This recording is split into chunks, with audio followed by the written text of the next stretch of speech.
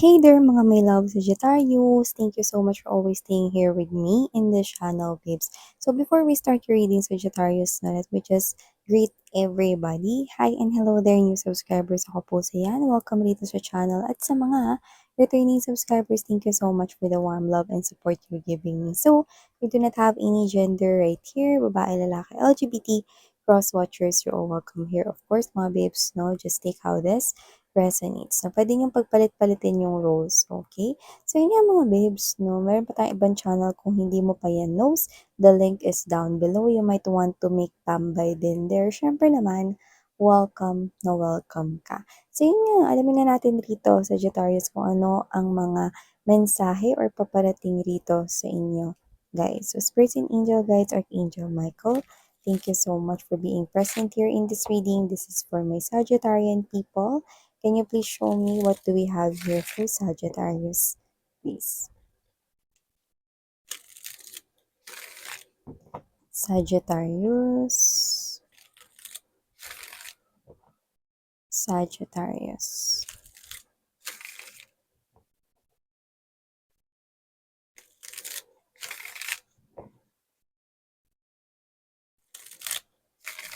Mga mensahe for Sagittarius, please. Can you please show me?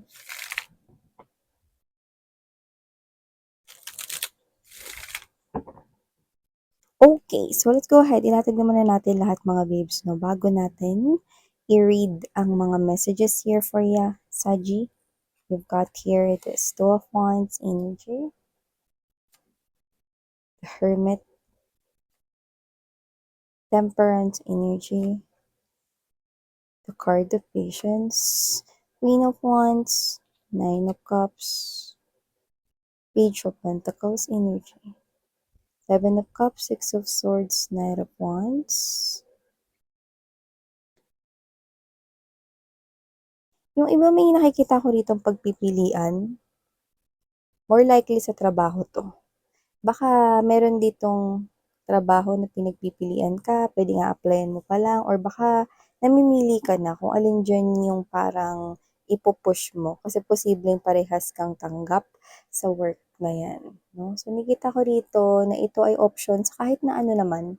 Pero nakita ko rito na posibleng ito ay may kinalaman sa trabaho or way of earning a living mo. So, nakita ko dito na good news ito, but at the same time, you've been thinking, ano ba dito yung dapat kong piliin? Ito bang work na to, or ito bang business na to, kung business naman to, no, or career, or job, yan. So, I think this is you, no, na you are trying here to make a decision kung alin dyan yung pipiliin mo. Pero syempre, no, para matulungan ka rito sa aspetong ito, kailangan isipin mo, no, ano ba yung mga bagay na tinitingnan mo talaga sa work. If you think na yung isa dyan sa mga yan is parang lumalabas na halos nasa checklist mo or yan talaga yung gusto mong work, din yun yung piliin mo.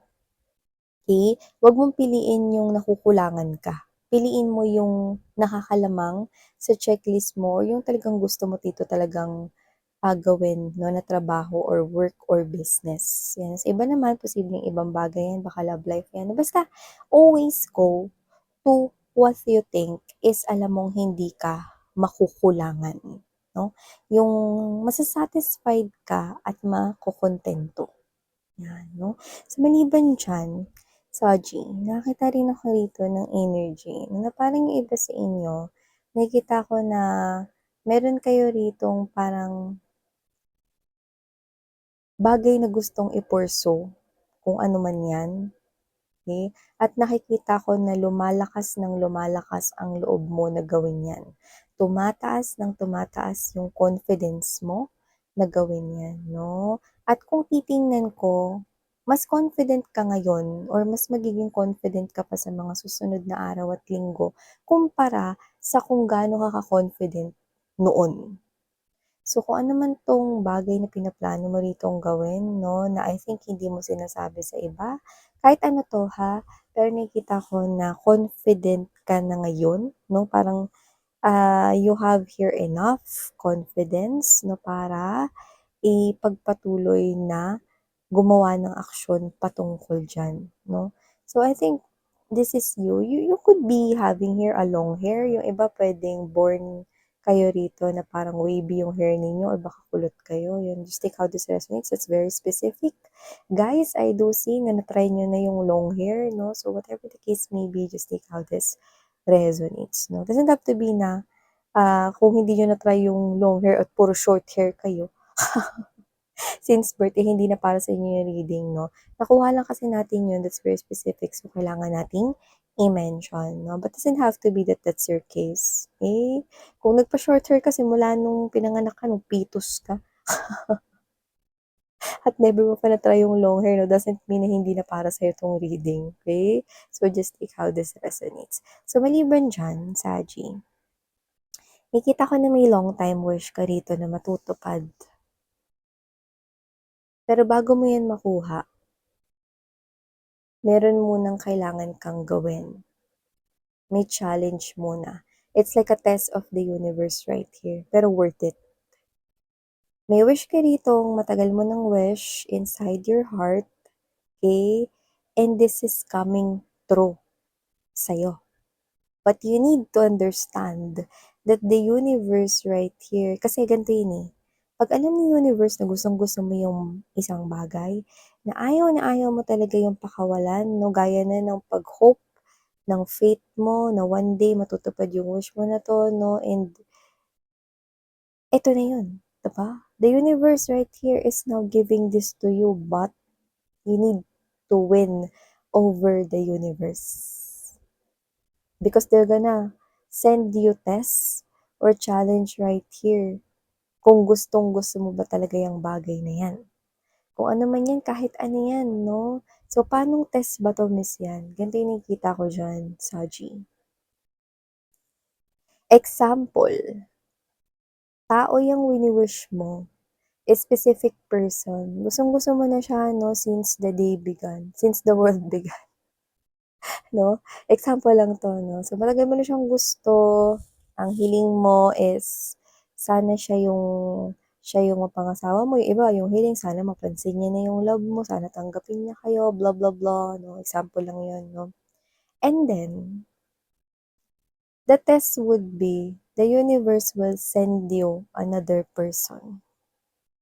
But that person is not someone meant for you. That person is just a test para makita or to see kung gaano mo ba talaga kagusto yung wini-wish mong tao. Yan. Kung gusto mo talaga yung tao na yan, hayaan mong subukin ka namin. Yan, no? Magpapadala sila rito sa'yo ng tao na iisipin mo na posibleng siya yung talagang nakatakda para sa'yo. Ang tanong, magpapasway ka ba or magpapadala ka ba rito sa pagsubok na ito? Ilalaban mo ba yung matagal mo ng wini-wish na person? No? Example lang 'to mga babes, pero kahit na anong bagay naman yan na wini-wish ninyo. An example ko lang kung paano yung test na gagawin. At kapag naguluhan ka sa sitwasyon na ito at you end up right here choosing yung test na binigay sa'yo, then you've already failed. Okay? Pero kung panindigan mo na hindi, ito talagang tao na to yung gusto ko. No matter what the universe brings to me, it's just a test. And you're gonna feel it. Kasi ito na yun eh. No? Yung babae or lalaki dito pinakahihintay mo na mahalin ka rin, finally minamahal ka na, and then someone here will come to your life, no? Guguluhin, manggugulo rito ng isip mo, no? Lilituhin ka rito, no? Tanong, magpapalito ka ba? Gumaganda na yung lahat, gumaganda na yung sitwasyon, umuokay na kayo ng person rito na gusto mo talaga. Tapos may darating, 'di ba? If you will pass this test, then the universe will give it to you 100 times na doble pa nga. See? Ganun talaga sa universe. Bago niya i-provide sa atin yung mga hinihiling natin 'no, kailangan muna nating dumaan sa pagsubok kung tayo ba ay karapat-dapat diyaan 'no. Paano ba maging karapat-dapat diyan, Miss Yan? Panghawakan mo yang bagay na yan. Ipakita mo kung gaano mo yan kagusto, na sa kabila ng mga pinaparating rito na iba't ibang mga challenges, hindi ka matitibag, 'di ba?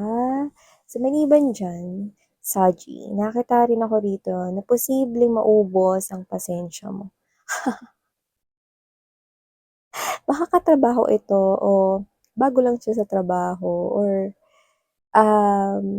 nakakita ko rito ng energy na posibleng sa trabaho ito or sa negosyo 'no, na mairita ka. Kasi may desisyon na ritong gagawin na puwedeng hindi napag-isipan 'no, tapos nagkaroon rito ng conflict tapos ngayon medyo complicated 'yun. So, posibleng lumalabas na mainis ka rito kasi meron ditong nagpabaya sa trabaho and for some reason nakikita kong naapektuhan ka. So, hindi ko alam kung same department kayo or same work or parehas kayong partner rito sa task na ito. May hindi rito magpapakita ng kanyang effort 'no, dahil meron siyang ibang bagay na inaasikaso. Dun niya mas tinutuon yung sarili niya at hindi ito walang kinalaman yun sa trabaho ninyo. In short, napabayaan niya or na-neglect rito yung trabaho na yun or kung negosyo man 'to, business or whatever 'no. So, nakikita ko na maapektuhan ka niyan kasi kabilang ka. So, maaaring kayo ay workmate, isang department, isang company, whatever. Nakikita ko 'no na magagalit ka rito at maiinis, mauubos ang pasensya mo 'no dahil nakakaubos naman talaga. Bakit Miss yan? Kasi mangyayari 'tong work issues na 'to or money issues na 'to, related to money nga 'no, nakikita ko rito na mangyayari ito 'no, may pressure ng deadline. So, posibleng bukas na yung deadline ta's nagkaroon ng ngayong issue or ngayon lumabas yung issue kasi hindi nga pinag-isipang mabuti ng partner or kasamahan mo, 'yan. Okay? Yung parang gusot niya, pero ang magpaplantsa, ikaw. So, posibleng ikaw yung, supervisor niya or manager niya or puwede rin naman na ikaw yung nagha-handle ng project, okey? Nakikita ko na ikaw yung magfi-fix, 'yan. Well, nakakainit naman talaga ng ulo 'yun, pero kailangan niyo talaga rito makapag-isip ng maayos since may pressure sa time. So, ibig sabihin 'no, parang isantabi niyo yung inis niyo at mag-focus dito 'no. Parang ito ay isang, ah, paunang advice, inabisuhan na kayo rito 'no, na paghandaan niyo ito 'no. And nakikita ko rito na mas maganda kung hindi pa ito nangyayari 'no, asikasuhin na ito together with that person 'no. Lalo na kung yung iba sa inyo 'no is dalawa lang kayo diyan sa project na 'yan, na ganyan. Yung iba baka school 'to, yung iba naman work talaga, trabaho. So, maliban diyan Saji, nakikita ko rin dito na meron ditong dati kayong puwedeng dating kasamahan sa trabaho or dating kasamahan sa school, yung ganyan, or kaklase 'no. Nakikita ko rito na magkikita kayong dalawa sa isang random place, like grocery, mall, 'yan 'no. At ang unang makakakilala, okey, ay siya. Makikilala ka niya. Okey. Pero siya, parang kailangan mo pa na mag-double ng tingin para lang maisip mo na siya yun. Yun yung nakikita ko dito or parang kailangan mo pa siyang titigan mabuti para makita mo at makilala mo na siya yun 'no. So, it could be someone na kaklase mo nung nursery, kaklase mo nung elementary, high school, or baka kasamahan mo sa unang trabaho mo, 'yan 'no. Parang, "Hala, ikaw na ba 'yan? Grabe." 'Yan 'no. Yung nakikita ko reaction from you is that compliment. Nakikita ko na kino-compliment mo ang kanyang physical appearance 'no. So, this is someone here like an old friend, someone you know. So, nakikita ko rito 'no na aside from doing the grocery that day lang, nakikita ko na posibleng madagdagan pa yung schedule mo sa araw na yun. Kasi posibleng mag-coffee shop kayo, 'no, or magpunta kayo rito sa restaurant, kain kayo 'no, since ito naman yung pagkikita ninyo. So, nakikita ko 'yan dito. So, maliban diyan, I'm also seeing right here that, meron ditong mga pagpipilian, 'yan 'no, and I think this has something to do with buying something, material, online or puwede rin naman na hindi online 'no, basta something here is parang ipe-purchase mo, 'yan. Pero hindi mo 'yun ipe-purchase kasi wala lang, ipe-purchase mo 'yun or bibilhin mo 'yun kasi kailangan mo. 'Yan 'no. Pero posibleng, maguluhan ka 'no, kasi meron diyang mga magaganda na halos, um, parang worth it kunin lahat 'yun. Pero posibleng, kung ano man yung mapipili mo 'no, is alam mo naman ng papapakinabangan mo for a long time. So, kunwari ganito, lahat ng makikita mo 'no, bibili kang laptop, lahat ng laptop na makikita mo maganda yung klase. Okey rin naman 'no, hindi nagkakalayo sa isa't isa 'no, pero nakikita ko rito 'no, na nagiging masinsin ka pa rin or detalyado ka pa rin sa mga bagay na ganyan kasi gusto mo nga yung pangmatagalan, kalidad 'no. So, nakikita ko yun rito. So, yung iba baka may kailangan kayong bilhin at I think, nakikita ko 'no, na posibleng bilhin niyo 'yan either this month 'no or, the next 2 months, ayan. So, posibleng 'yan ay appliances, gadget 'no, laptop, computer, cellphone, whatever, tablet, 'yan. So, kung ano man 'yan nakikita ko rito na meron ka ritong ipe-purchase na pangmatagalan. 'Yan. And last but not the least, I'm seeing na posibleng meron ditong makaalala sa'yo, okey? Ma parang magtatagpo kayong muli sa memories niya. So, in short, hindi hindi ikaw yung makakaalala kundi siya. So, I think this is someone here you had history with. Puwedeng naging young love mo siya or puwede rin naman na, what's this, siya yung may crush sa'yo. Okay, so, you will run into this person here sa kanyang memory. Sa kanyang memory lang 'yun, wala kang kaalam-alam dun, So, someone here will definitely mapapasok ka sa memory niya in one of these days, okay, and that person will remember you. Oo, yung crush ko na si Saji nung high school, grabe ang ganda nun 'no, kamusta na kaya siya 'no? At may tendency na 'pag naalala ka niya kaya siya lumabas dito, may tendency na baka sa next 2 months is makita ka niya somewhere. Puwedeng sa online, sa social media 'no, 'yun yung nakikita ko rito, 'yan. So ito yung mga nakuha kong mensahe here for you, Saji. Thank you so much for your time and effort here. Sarang hayo, love and light. Annyeong.